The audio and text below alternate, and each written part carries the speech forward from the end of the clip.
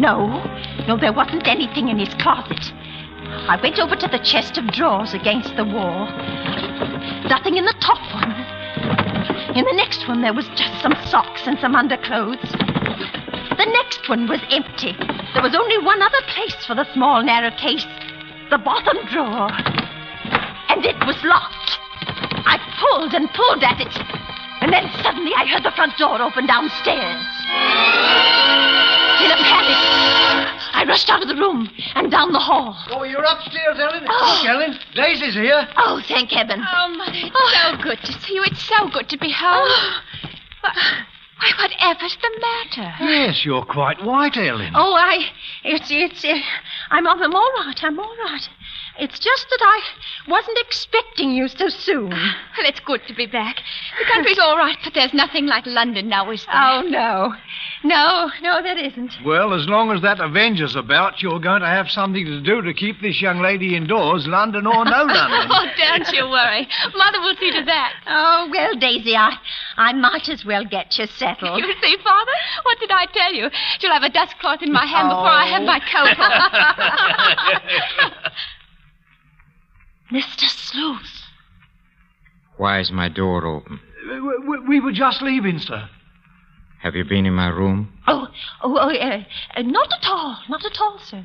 From now on, Mrs. Bunting, I shall keep my room locked. But you see, sir, I was just tidying up a bit, and Mr. Bunting, he brought our daughter home. She just arrived. This is Daisy. Pleased to meet you, sir. She's been away for quite a while. That's why we're a bit excited, you might say. Yes. You were probably surprised to hear us laughing and carrying on. Yes, I must say I was, but then there are different kinds of joy, are there not, Daisy? Yes, I'm sure there are. Yes.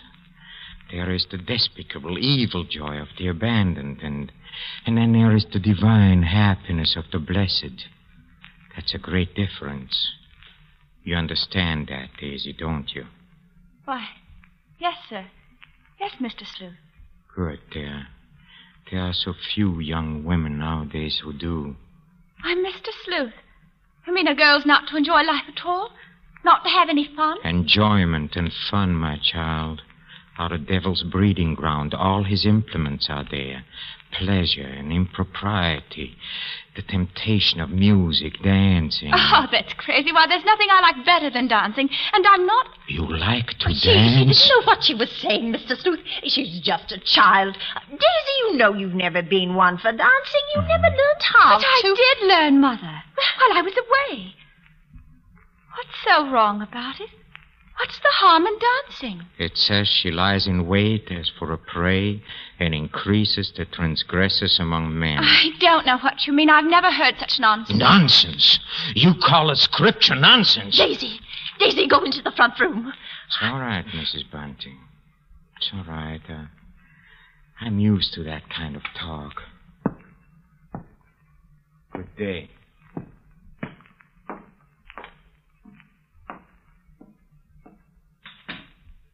Daisy. Yes. Daisy, listen to me. What, Mother? I've got to tell you about... About what? Oh, nothing. I've got to go out for a while now. I'll be back.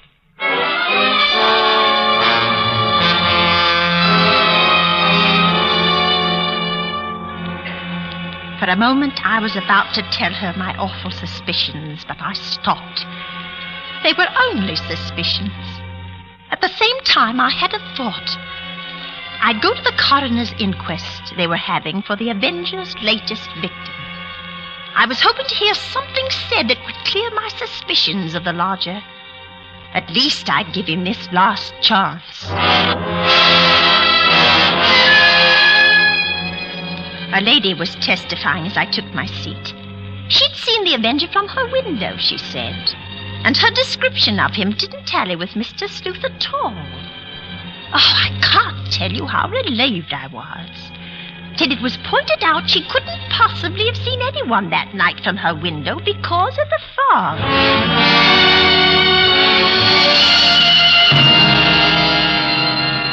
Then the next witness was a Mr. Cannot. I leaned forward anxiously as they swore him in and began asking questions. You say, Mr. Tennant, you're positive that you saw this man? Positive, sir. It was only a few moments before the murder that I saw the Avenger. Describe him. Well, he wore a black cape, I believe, and was very gaunt-looking, and was carrying a small handbag. A handbag? Yes, a small, narrow handbag, such a one as might contain a knife. A knife!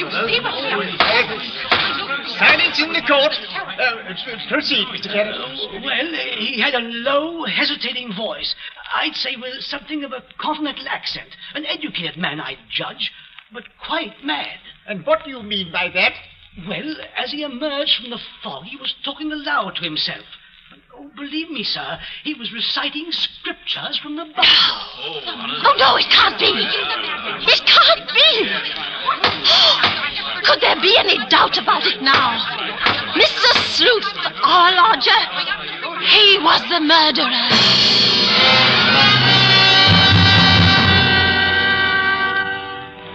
I got out of the courtroom as quickly as I could. I didn't even notice it had started to rain. I hardly remember going home, running and walking somehow, while the nightmare of fear and terror grew bigger and bigger inside me. It was 3 streets from our cottage that I saw my husband, Robert. One thought hit me clearly. I realized Daisy must be home alone with the Avenger. Bunting! Bunting! Why, Ellen, what is it? Bunting, where's Daisy? Where is she? Where's Daisy? Why, she's at home. Oh, listen, Bunting, listen. Sleuth is the Avenger. What? What are you saying? Our lodger, he's the Avenger. Daisy's alone with him right now. Hurry!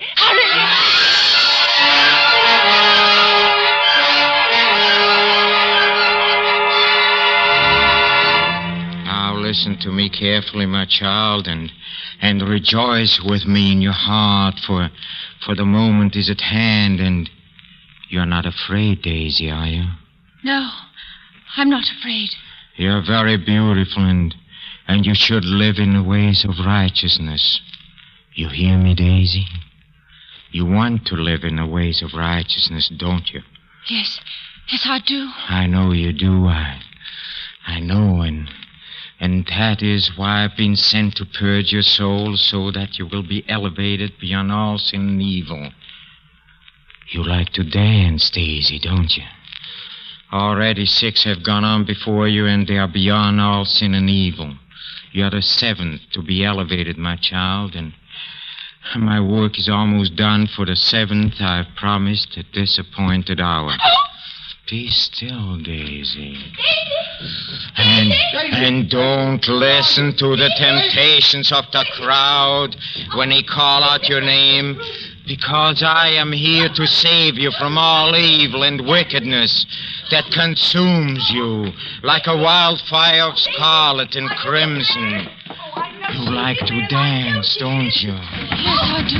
Look at me, my child. Look at me, and don't fear me, and do not tremble. Woe to them that call evil good and good evil, and put darkness for light and light for darkness. And therefore I must bring you down like the lamb to slaughter. And now I lift my hand with a flaming sword, for now comes the vengeance and the time to rejoice. Stop it, you killer! Daisy, come here! Drop that knife, you fiend! Oh, Drop that knife! Oh, you're safe! You're safe! Oh, Drop that knife, you! Take away your hands. Let go of me. Get away! Don't you know that such that are for death to death, and such that are for the sword to the sword, and no one dare to have pity on them? His knife!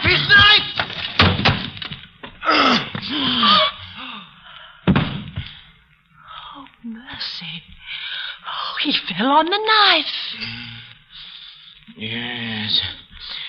And it's burning. It's burning in me like a fire. Oh, it purges me and consumes me. All sin and evil are falling away. Praise, praise and glory, for it is I who is the seventh. Yes, the vengeance is fulfilled.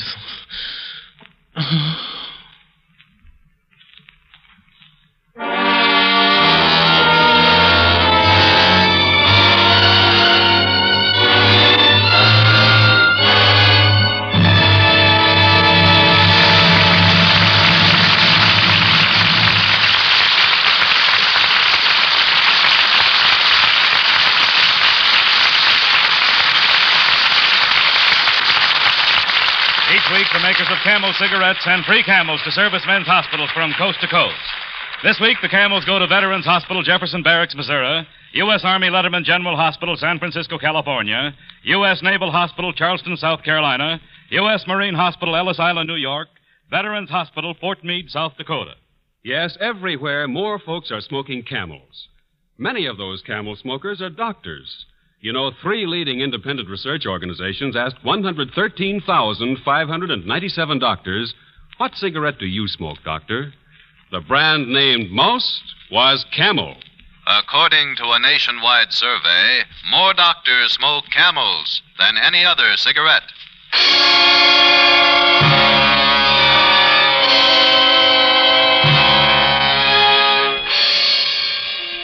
Next week, Mystery in the Air, starring Mr. Peter Lorre, brings you one of the world's great stories of the strange and unusual.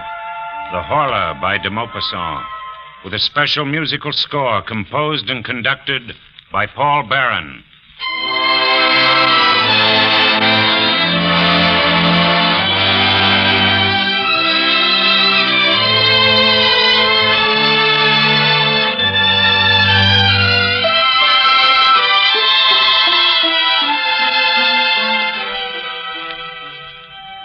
Hey there, Mr. Pipe Smoker. Do you know that more pipes smoke Prince Albert than any other tobacco? Well, it's true. So why don't you give PA a try?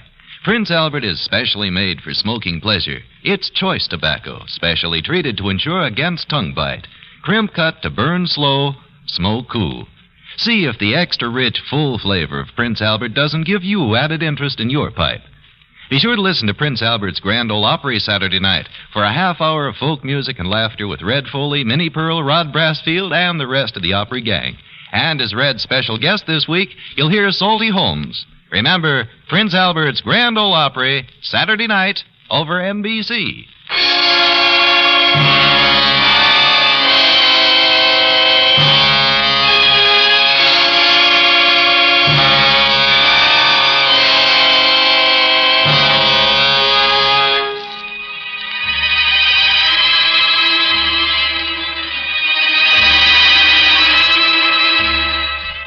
Listen again next week at this same time when the makers of Camel cigarettes present Mr. Peter Lorre in Mystery in the Air.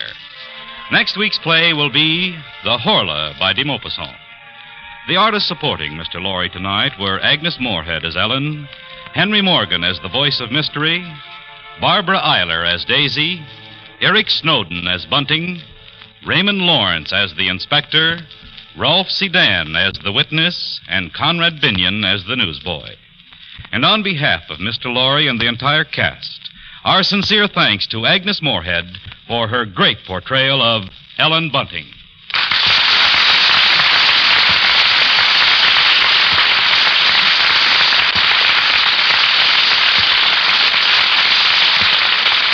This is Michael Roy in Hollywood wishing you all a pleasant good night for Camel.